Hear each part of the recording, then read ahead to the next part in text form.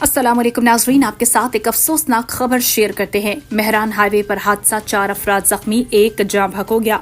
तफसीलात के मुताबिक मेहरान हाईवे पर पकाचांग बिस्मिल्ला होटल के करीब ट्रक और कार में टक्कर हो गई, जिसके नतीजे में 4 अफराद जख्मी और एक हलाक हो गया।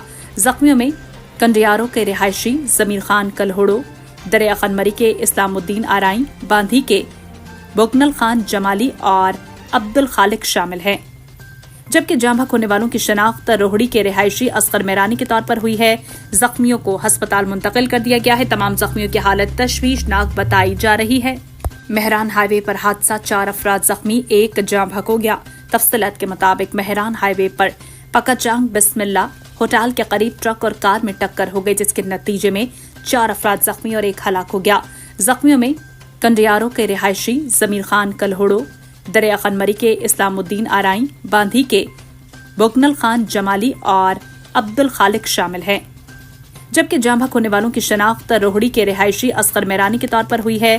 जख्मियों को अस्पताल मुंतकिल कर दिया गया है। तमाम जख्मियों की हालत तशवीशनाक बताई जा रही है।